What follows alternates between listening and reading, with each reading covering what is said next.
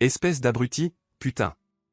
L'apostrophe véhémente de sa femme lui parvint dès qu'il pénétra dans la chambre. Peu après leur rencontre, Raymond s'était familiarisé avec le tempérament volcanique de Dorothy. Cela s'était produit dans un restaurant très prisé. Ils en étaient à leur deuxième rendez-vous quand Dorothy reçut son plat et remarqua aussitôt que la viande n'était pas cuite comme elle l'avait demandé. L'échange avec la serveuse, qui avait apporté le repas et s'apprêtait à remplacer celui de Dorothy, se déroulait sans problème jusqu'à ce qu'un serveur arrogant s'en mêle, insistant pour qu'il paie un supplément pour le deuxième plat. C'est alors que Dorothy déversa le fond de sa pensée sur le serveur, à voix haute et en termes clairement indignes d'une dame. Finalement, le maître d'hôtel leur demanda de partir, mais pas avant qu'elle n'ait eu la satisfaction d'apprendre que le serveur avait été renvoyé. Cet incident marqua la première fois que Raymond fut témoin des explosions émotionnelles et volcaniques de Dorothy. Bien qu'il y ait eu une poignée d'épisodes de ce genre au cours des 23 années de leur mariage, très peu lui étaient jamais destinés. C'était l'un de ces rares cas. Espèce de crétin. Va au salon, maintenant. Hurla Dorothy en s'adressant à Raymond. Il ne l'avait pas entendu entrer, pensant qu'elle arriverait plus tard. Soupirant profondément, Raymond s'arrêta un instant pour songer à l'ignorer complètement. Toutefois, cela ne ferait que remettre la confrontation à plus tard. Il valait mieux découvrir rapidement ce qui la mettait dans un tel état. Cela rétablirait l'équilibre beaucoup plus vite. Faisant volte-face, il remonta rapidement le couloir au mur lambrissé jusqu'au salon moquetté, ses pas résonnant étrangement dans le silence. Le salon avait toujours rappelé à Raymond le cabinet austère d'un médecin. Il était orné de meubles contemporains que Dorothy avait choisis chez un célèbre détaillant de meubles suédois. La simplicité minimaliste de la pièce semblait quelque peu détonnée avec le reste de la maison, mais comme Dorothy l'aimait, Raymond l'endurait. « De quoi s'agit-il, Dorothy » demanda Ray d'une voix posée, mais raide. Intérieurement, cependant, il bouillonnait de colère face au comportement humiliant de Dorothy. Il lui était de plus en plus difficile de faire face à ces tirades venimeuses. « N'ose pas faire l'innocent, espèce d'idiot. » rétorqua Dorothy avec une fureur indignée. « Timothy a lâché des nouvelles surprenantes à ton sujet. » Raymond avait remarqué Timothy Anity lorsqu'il était entré dans le salon, mais il ne l'avait jamais apprécié et l'aimait encore moins maintenant, alors il ne fit aucun geste de reconnaissance. « Je vois, » dit Raymond nonchalamment. Prolongeant l'instant en un silence inconfortable, il s'informa, « Et quelle est exactement cette révélation ?» Ignorant délibérément Anity. « Tu sais très bien. » Dorothy commença, sa colère se rallumant, mais Raymond l'interrompit plus fort et avec plus de passion qu'elle n'aurait pu l'imaginer. « Silence !» Dorothy rougit jusqu'aux oreilles, son expression mélangeant la stupeur face à cette explosion de colère inhabituelle de son mari. « Quoi ?» commença-t-elle à demander à voix haute. « Silence !» cria à nouveau Raymond, puis plus calmement, « J'ai dit silence, et je le pense. Comprends-tu ? Ne prononce pas un mot. Hoche simplement la tête si tu comprends. » Dorothy, jetant un coup d'œil à Timothy, qui semblait également stupéfait, ne pouvait et ne voulait pas laisser une telle remise en question de son autorité rester impunie, surtout en présence de Timothy. « Comment oses-tu ? Je dois. » « Ferme ta gueule. » hurla Raymond, sa salive volant au vent. « Ferme ta gueule, bon sang. » La rage qui l'habitait éclata, rendant ses mots plus gutturaux qu'il ne l'avait prévu. Dorothy pouvait voir que Raymond était furieux, peut-être même enragé par la façon dont sa poitrine se soulevait. « Si tu ne peux pas me parler sans recourir aux insultes, alors pars et ne reviens pas, Dorothy. » dit Raymond sans la méchanceté de tout à l'heure. « Sinon, explique-toi. » Malgré la honte et la colère qui rougeoyaient son visage, Dorothy parvint à réprimer sa véhémence et à baisser le ton. « Elle vous observe, toi et Timothy, de temps en temps depuis 2 mois. Pendant cette période, elle a amassé une quantité importante de preuves. Lorsque nous nous sommes rencontrés, c'était pour qu'elle me transmette ce qu'elle avait recueilli et pour clarifier certains points.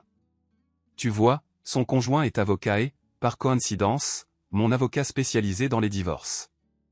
Au moment où Timothy m'a observé, nous avions déjà terminé l'enquête lorsqu'il m'a repéré au motel. J'étais sur le point de rencontrer son mari, qui l'accompagnait. Alors, pourquoi cela me dérangerait-il que ton Timothy me voie avec elle ? » Il entendit Dorothy inspirer vivement en expliquant la situation avec un calme inhabituel. « Quant à toi, la maison restera à mon nom puisque je la possédais entièrement bien avant notre rencontre. Nous conservons chacun nos 401 cas respectifs. Les comptes d'épargne et les comptes chèques ont été largement vidés par les dépenses mensuelles, les frais de scolarité de notre fille et, bien sûr, les honoraires du détective privé. Ces professionnels ne sont pas bon marché. Après une pause, il ajouta, et n'oublions pas mon avocat. Bien sûr, j'ai dû le rémunérer également. Il jeta un coup d'œil à sa femme et remarqua que son expression s'était crispée en une grimace inconfortable, comme si elle endurait une douleur. Ne t'inquiète pas. Je ne t'ai pas laissé complètement démuni, remarqua-t-il. Il y a suffisamment d'argent sur ton compte courant pour financer les services d'un avocat spécialisé en divorce et même pour tes frais de logement. Sa grimace se transforma en un torrent d'émotions, et son visage se tordit en une vilaine figure alors qu'elle commençait sa lamentation. Je suis tellement désolé. S'il te plaît, pardonne-moi. Raymond, je ne pensais rien de tout ça. S'il te plaît, pardonne-moi. Je vais changer, vraiment, je te le promets. Je le ferai, sincèrement. S'il te plaît. S'il te plaît. De la morve commença à couler de son nez, et son cœur douloureux remplit ses yeux d'un torrent de larmes incessant. Je suis tellement désolé. Je suis tellement désolé. Je t'en supplie, pardonne-moi. Insensible à son regret ostensible, Raymond parla avec véhémence, dominant ses cris de douleur. Si toi et Timothy étiez simplement rentrés à la maison à l'heure habituelle, tout aurait été prêt. Mais, comme vous êtes arrivés en avance, cela a chamboulé nos plans. En tout cas, tes valises sont déjà faites et prêtes. Elles sont dans le placard de l'entrée, tout comme les meubles. D'un rapide coup d'œil à la pièce, Raymond continua. Tu peux prendre les meubles. Je ne les ai jamais beaucoup aimés de toute façon. Mais comme tu les aimais, je les ai tolérés. Alors oui, prends tout ce que tu veux. J'ai l'intention de rénover chaque pièce. Ce qui avait soutenu Dorothy pendant tant d'années a finalement cédé. Ses cris devinrent plus forts et plus frénétiques alors que son futur ex-mari décrivait froidement le partage de leurs biens, comme s'il était totalement indifférent. La révélation qu'il n'avait jamais apprécié les meubles la piqua plus que le fait qu'il ait découvert l'affaire. Puis la sonnette retentit à nouveau. Ça doit être pour toi, alors tu ferais mieux d'aller ouvrir, dit Raymond avec un ton satisfait, en sortant les valises du placard. Sanglotant à haute voix, le visage barbouillé de morve et de larmes, elle ouvrit instinctivement la porte. Un grand monsieur apparut, visiblement déconcerté par son apparence, mais sans hésitation, il demanda « Êtes-vous Dorothy Stevens ?» En réponse à son léger signe de tête, il demanda sa pièce d'identité d'un ton égal. « De quoi s'agit-il » demanda Dorothy d'une voix plaintive. La peur se transforma en un nœud grandissant dans son ventre alors qu'elle devinait le but du visiteur. « S'il vous plaît, Madame Stevens, voudriez-vous me montrer votre pièce d'identité » répéta l'homme d'un ton plus ferme.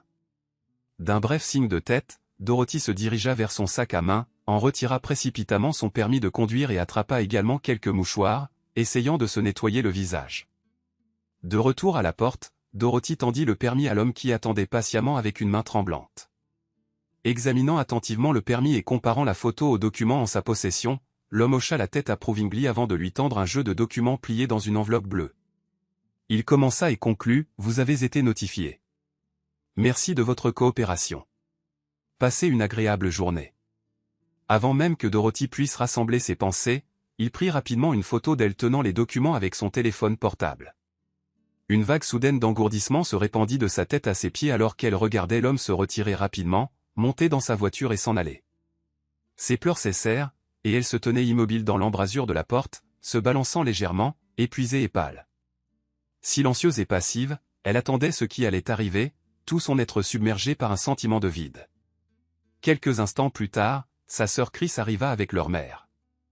Elles se garèrent le long du trottoir et se précipitèrent toutes les deux vers elle, en marchant rapidement sur le trottoir. « Ça va, Dottie » demanda Chris, sa voix empreinte d'inquiétude. « Que s'est-il passé, ma chérie » demanda sa mère, son ton teinté de ce que Raymond soupçonnait être une fausse inquiétude. Dorothy resta simplement là, sans répondre. Sa bouche s'ouvrit, sa mâchoire bougea, mais tout ce qui en sortit fut un faible son de douleur. Tournant son regard vers son gendre, Eva exigea une explication. « Que as-tu fait à ma fille ?» Haussant les épaules, Raymond se pencha pour ramasser l'une des valises de Dorothy, restant calme, il ne dit rien. « Elle a tout fait elle-même, répondit-il. Le visage d'Eva se contorsionna en une grimace de frustration face à sa réponse vague. « Arrête de parler par énigme. Qu'est-ce que tu veux dire exactement ? S'approchant de sa femme en pleurs et jetant un coup d'œil par-dessus son épaule à sa belle-mère, il expliqua, elle n'aime pas les conséquences de son infidélité. L'une de ces conséquences, ajouta-t-il, est que j'ai demandé le divorce. C'est vraiment très simple.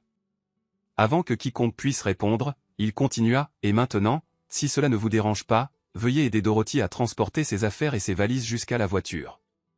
Elle en aura besoin quotidiennement, remarqua-t-il d'un ton neutre. C'est pourquoi j'ai demandé à vous deux de venir ici pour aider Dorothy.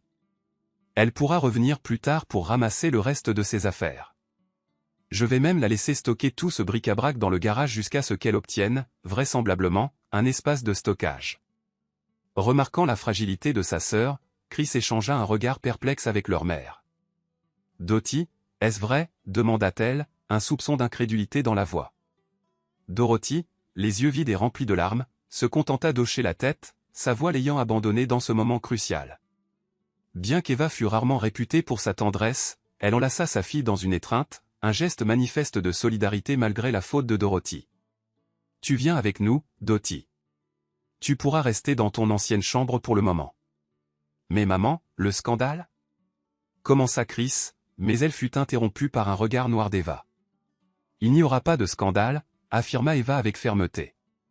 Pas plus qu'il n'y en a déjà eu. La famille s'occupe de la famille. On réglera le reste plus tard. Le ton d'Eva ne souffrait aucune contestation. Le cœur lourd, Raymond assista à cette scène, mais sa résolution demeura inébranlable. Il avait trop longtemps joué le rôle du partenaire qui pardonne, et la trahison de Dorothy avait brisé le dernier fil de cette patience. Alors qu'Eva et Chris aidaient la fragile Dorothy à monter dans la voiture, Raymond se rapprocha. Dorothy, l'appela-t-il doucement. Elle se tourna vers lui, les yeux remplis de confusion, d'angoisse et d'une supplique tacite pour quelque chose qu'elle-même ne parvenait pas à définir. « J'espère que tu trouveras ce que tu recherches, » dit-il avec douceur. « Ce que tu n'as pas trouvé dans notre mariage. Je le souhaite sincèrement. » Son ton était résolu, signifiant la fin d'un chapitre, un moment d'irréversible finalité. Sur ces derniers mots, il se retourna et rentra dans la maison, refermant doucement la porte derrière lui. Ce bruit résonna comme la fin de leur long voyage ensemble, vibrant du chagrin silencieux d'un amour qui n'avait peut-être jamais vraiment existé. À l'intérieur de la maison désormais étrangement silencieuse, Raymond se tenait seul au centre du salon. Il regarda autour de lui les meubles que Dorothy avait choisis et la décoration qu'elle avait adorée. Tout lui rappelait une vie qui n'était plus, une personne qu'il ne reconnaissait plus. Il comprit qu'il était temps pour eux deux de prendre un nouveau départ. Reprenant son souffle, il attrapa le téléphone et composa un numéro. « Bonjour ? Oui, est-ce bien le centre de don de meubles ? J'ai des articles à donner. Oui, pas mal du tout. Il est temps que ça change. » It came with one?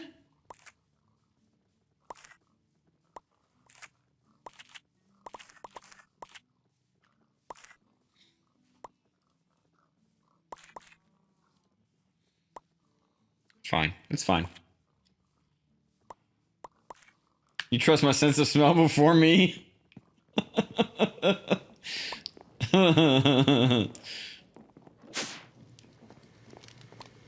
I mean, if I'm smelling something, you know it's bad.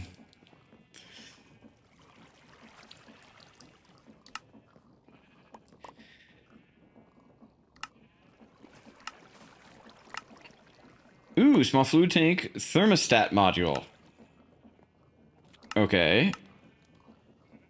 Regulator tube. Okay. Vortex tube. You can easily create a very high or very low temperatures needed for many recipes. Vortex tube will consume air constantly to create a temperature differential. It's therefore advisable to use a regulator tube module to limit or disable airflow. When operating, the red side will produce heat while the blue side will grow colder. As this is operating off of differentials, the warmer you make the blue side, the hotter the red side will get. Very often, this just means adding a heat sink to the blue side to warm it up to ambient temperature. However, it can be useful at times to put hot blocks such as magma or lava on the blue side to really push temperatures higher than on the red side. Okay, regular tube. Liquid hopper, omnidirectional hoppers. Nice. Those are handy. Why is this locked? Setting tank can filter wastewater through sand and gravel to purify it. Oh, making it suitable for normal use. Interesting. As such, it can be a great way to supplement your water production from the waste produced by your animals.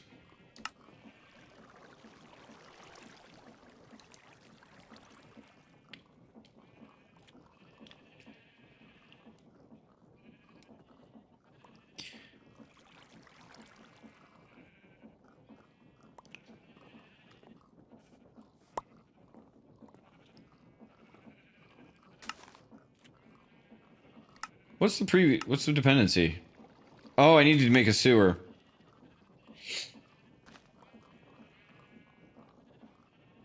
Sewer beneath your animals, right? And I need to do all that. I really need to make this, and I can even. Why have I not made this?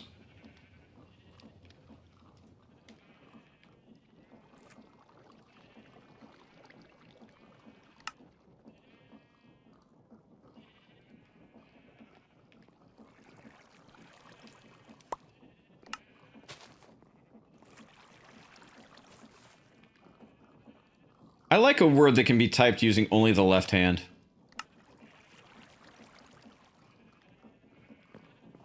Like sewer.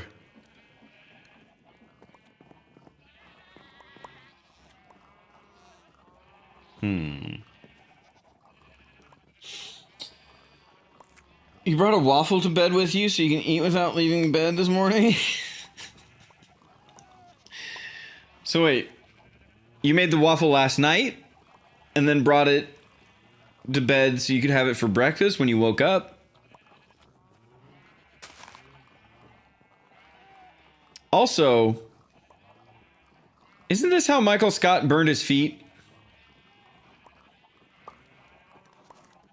Everything can be typed with one hand if you're not a coward?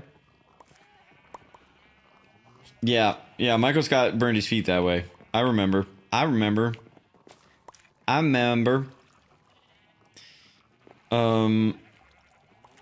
Alright. We gotta kill these guys.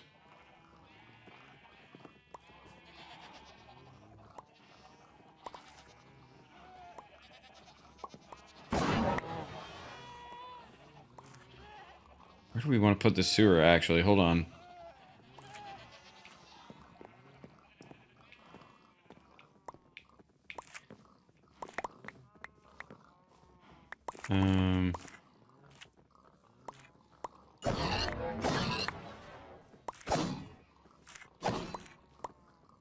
I need you guys out of the way. Oh god, they're gonna fall. Uh-oh.